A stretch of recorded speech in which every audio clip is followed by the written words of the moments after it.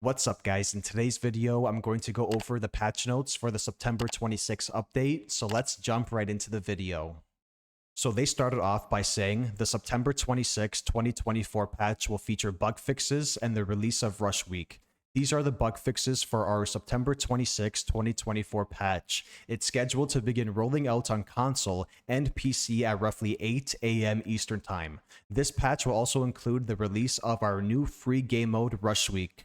Folks who have purchased the Content Pass will gain access to Rush Week 4 days earlier. It will be free to everyone on Monday, September 30th, 2024. And as you guys can see, September 26th, early access launches with Content Pass, and then September 30th, it's free for everyone.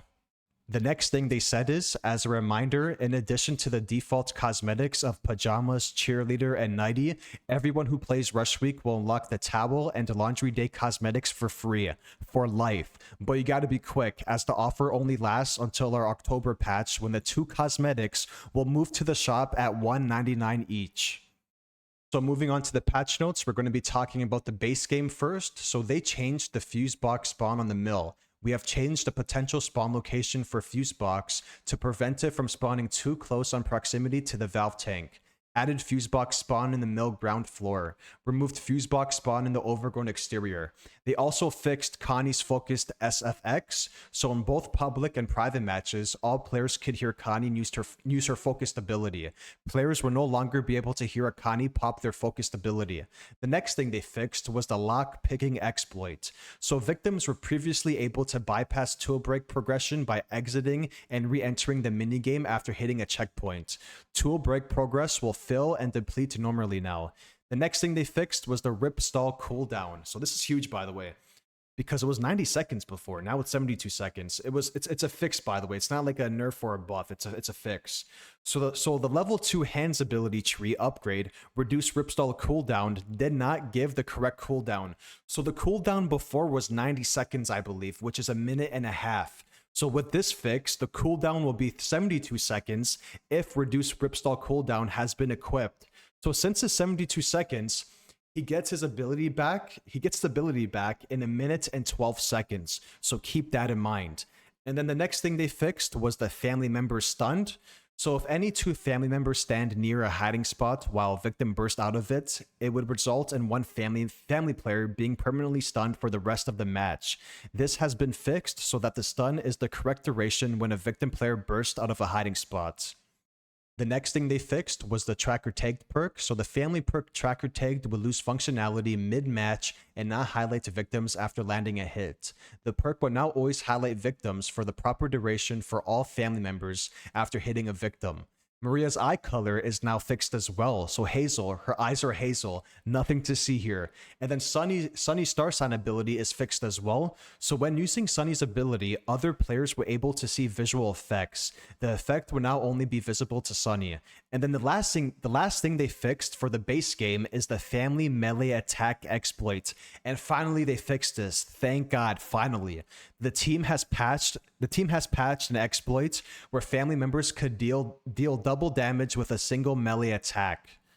So now we're going to talk about the private matches. So the crashes are now fixed in private matches. If the host of a private match had the store open while the lobby cooldown transitioned to the loading screen, the title would crash for them. The game will no longer crash in this scenario. The next thing that is fixed is the consecutive matches. So players were not able to play consecutive private matches as they would encounter an infinite loading screen if 4 or more players were present. This has now been fixed and players will be able to play back-to-back private matches regardless of player count. The next thing that is fixed is the Family House Blood Moon basement lighting. We fixed the shader issue on the Family House Blood Moon map variant that resulted in the basement area being too bright.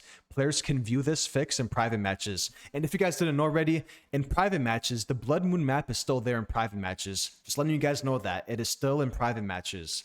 And then the next thing that is fixed in private matches is the spectator overlay. When hosting a private match as a victim, proximity and hiding spot overlays would not be present for the host and spectator mode. The correct visual effects will now show for the spectating player. And then the next thing that is fixed is the family stamina. Family melee attacks were incorrectly consuming stamina in private matches. Attacking as a family member will now consume the proper amount of stamina. Attack animations is also fixed, so repeated attacks by a family member in private matches would have identical animations. Family member attacks will now smoothly alternate between animations. The bone shards is also fixed, so an issue has been fixed where the host of a private match was able to collect an infinite amount of bone shards from bone piles. The fuse box minigame is fixed, so the fuse box minigame will not complete properly, resulting in the basement door not opening and the minigame remaining visible to the player. Fusebox minigame will now function as intended when completed, and quick math on the other hand can still be difficult.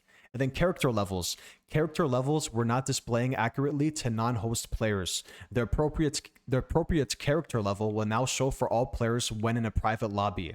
And then the star sign ability effects are now fixed. We fixed an issue where the host of a private match could see the star sign ability effects of other characters during a match, regardless of the side they were playing on.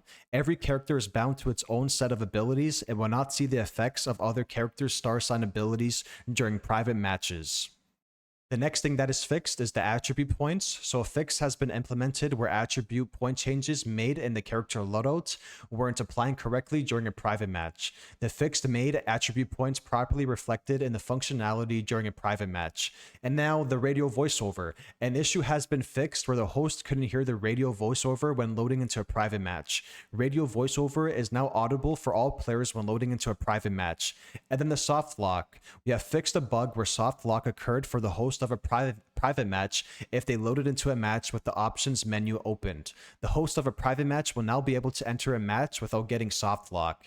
And then Leatherface destroying doors. We fixed a bug where the host of a private match would see a padlock appear after Leatherface destroyed a door. A padlock will not visibly appear after Leatherface destroys a door in private matches. And then victim execution sound effects. We have implemented a fix where a sound effect that is normally played after a victim dies was present during the loading screen when starting a private match. Victim death sound effects will now only play after a victim is executed.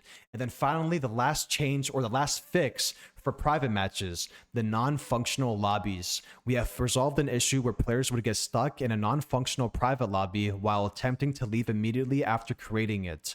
Players in a private match lobby can now proceed to the main menu without any issues. The last thing I'm going to talk about is the museum mode fixes. So the photo opportunity mode invisible collision is now fixed. So when entering photo opportunity mode after finishing museum mode, players would encounter invisible collision in the front field area. This issue has been fixed. Stuck spots have also been fixed. So in the museum mode's photo opportunity mode, if a player tried to change family members while standing on top of them in the car graveyard, they would get stuck out of bounds. This issue has been fixed. The next thing that is fixed is the camera stuck spots. So the camera in museum mode would get stuck in the map environments when attempting to switch characters in a stage photo opportunity in the basement area. Player camera will no longer get stuck while switching characters.